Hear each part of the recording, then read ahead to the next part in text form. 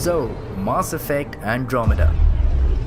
There's been a ludicrous amount of buzz surrounding this game of late. The memes, the hate, the disappointment, woof. Hey guys, this is Smoke Chip, and welcome to MixedUp. In this impression, we talk about the game before and after BioWare's 1.04 patch that has rectified many issues with the game itself. Okay, so let's just address the elephant in the room, shall we?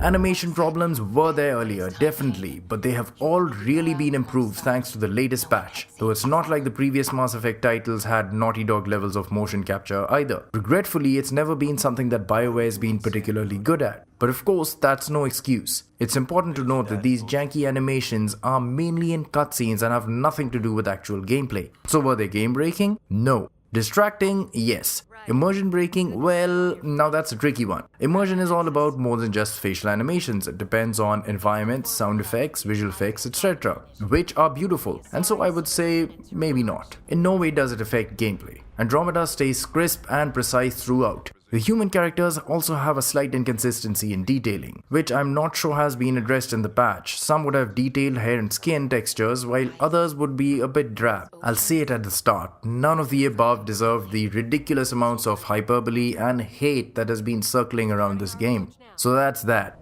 Now let's talk about what Mass Effect actually has in store, at least in the amount we've played so far. Environments are fantastic. They look beautiful with very well blended textures and refined effects. The color tones are far more soothing than Inquisition's slightly cartoony brightness while maintaining a varied color palette that deters any kind of monotony. Mass Effect's visuals have always had a mix of both retro, clean sci-fi and modern boxy grungy elements. The different worlds all have their unique biospheres and atmospheres. Discovering new alien races so far has been a bit of a letdown. It would have been amazing to literally see new life and new civilizations. If nothing else, maybe some more insight into the Elko, Hana, or the Batarians would have been great. The animations showing interplanetary or inter-system travel are gorgeous and enhance the feeling of exploration even more, something many Trekkies would delight in. Now these are also skippable thanks to the patch, thereby reducing the travel time to repeat locations. Texture pop-ins are there, along with frame drops on both the PS4 and Xbox One. They're supposed to have been addressed in the patch, but again I noticed these most during cutscenes and conversations rather than during the gameplay. The typical Mass Effect attention to detail shines through everywhere. From crafting details into the workability of a sliding door to how the planet would affect the habitation structures on it. It's the amount of logic and science that's placed around fiction that makes a sci-fi universe tangible. The strongest factor of Mass Effect to me has always been the parts where you amble through populated environments, listening to the banter and ambient sounds happening around you. Music is good and different enough from the Mass Effect trilogy, yet still remains a connection to it, with the retro sci-fi keyboard synth tones coming up here and there. It's just too subdued, so it's difficult for it to get a hold on you and be memorable, which I'm sure it would have been if we would have heard a little more of it. And ready as hell.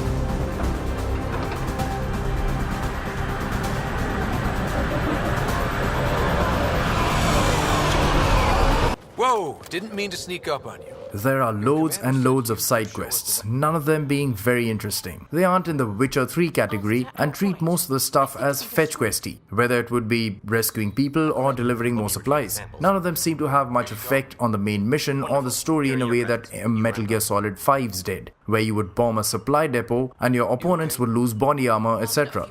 Do a couple of them, but don't get into the sinkhole of trying to complete them all, like I did, as it could lead to frustration. Andromeda has been created by BioWare Montreal, which was the support studio for Edmonton. Same guys who worked on Dragon Age Inquisition, which is pretty apparent as you see a lot of Inquisition's DNA in this game. The semi-open world exploration style, the color tones, the constructive style of upgrading your home base and setting up outposts, etc.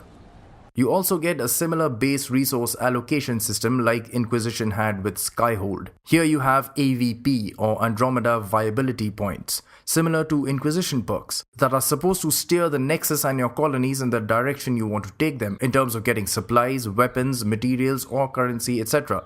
Though I would have preferred the system to be used more in terms of improving my colonies and space station rather than just directly influencing my own character. Even some sound effects feel literally pulled out of Inquisition itself. What the hell is that?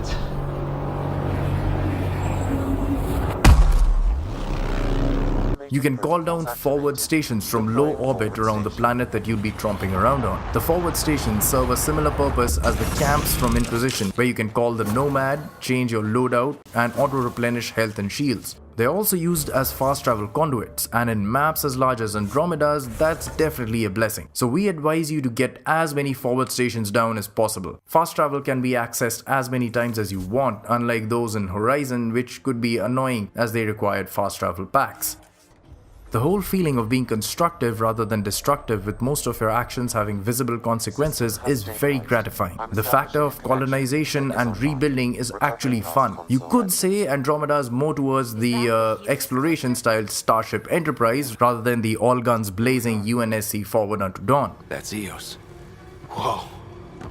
Did restarting the system do that?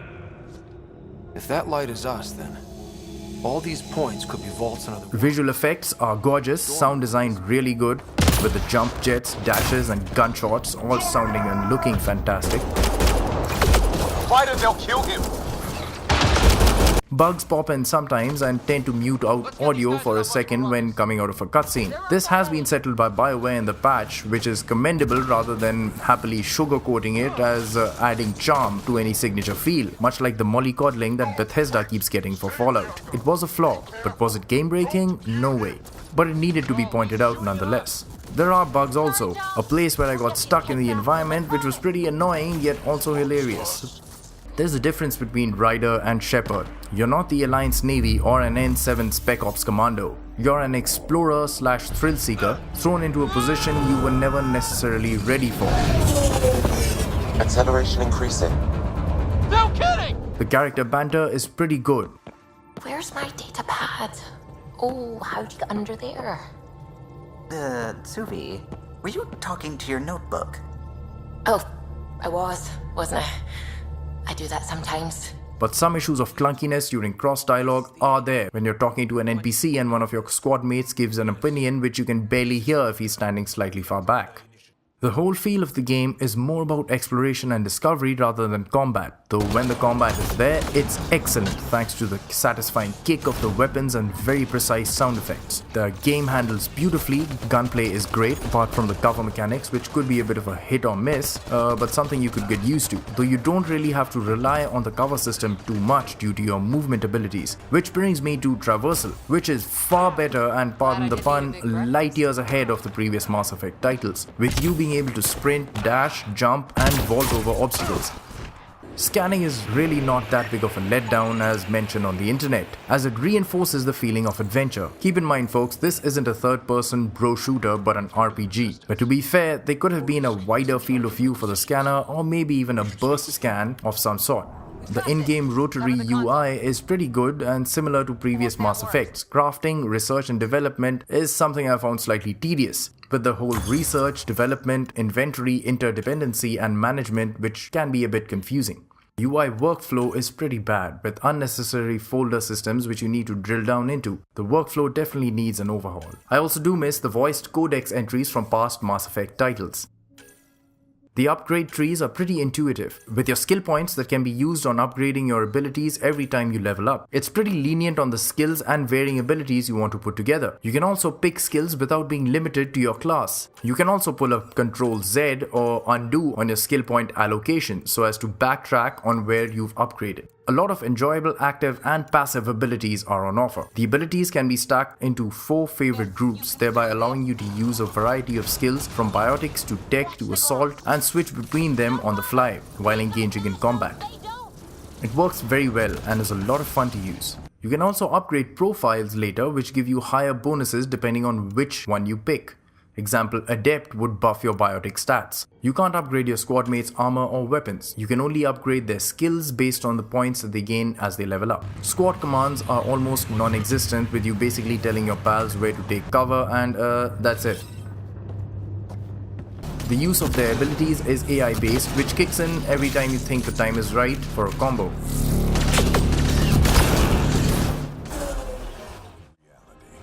Vehicles play a very big part in the Mass Effect universe, and Andromedas don't disappoint.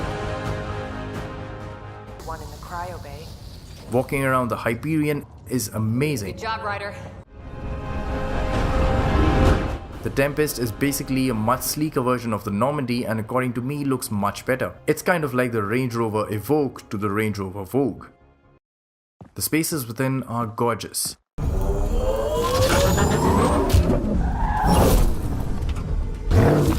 The Nomad looks sweet. Though for a vehicle this good looking, there could definitely have been a better entrance in the game. It's not weaponized like the Mako, but is totally focused on traversal. You've got abilities like the Boost Mode, Jump Jets, which I barely seem to use much of, the ability to change between 2x6 and 6x6 drive modes, yeah, which actually feels good and removes the monotony while traversing large distances. You can also launch probes from the vehicle whenever you reach an area that's rich in resources. With the premise of literally starting anew, Mass Effect Andromeda subtly brings forth how the negative elements of humanity stay with us no matter how far we try to run from them. Corruption, fear, anger, hate, greed, etc. It embraces the spirit of exploration by keeping the premise and founder of the Andromeda initiative pretty close to Elon Musk and the spacefaring dreams of SpaceX. He is even mentioned in the Codex entry about humanity's initial ventures into being a spacefaring race. When people look back at games that changed the gaming landscape and influenced the gaming industry, the Mass Effect trilogy would definitely be there with the art styles and dialogue wheels, etc. It's sad that Mass Effect Andromeda would not be on that list, which saddens me because being a whole new galaxy, Andromeda, though a great game, had so much more potential. As always, Mass Effect shows the beautiful yet deadly aspects of space exploration. The game has its flaws, there's no denying that, nor any excuses for it, but it more than compensates with the gorgeous views when you look out of the circular glass area of the Tempest Situation Room, or walk around the Hyperion and the Nexus listening to the banter, or even appreciating the painstaking details gone into crafting the worlds you tread on. These instances remind you why you fell in love with the franchise in the first place. It's experiences like these that make video games such a special medium of storytelling.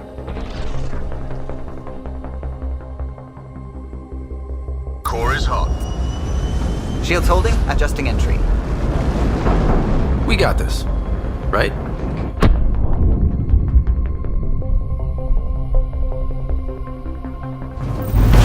Hell.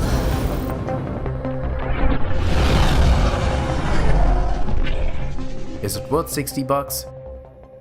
Yes, definitely. Departure vector verified, Tempest. Godspeed, Pathfinder. This was MixedUp, signing off.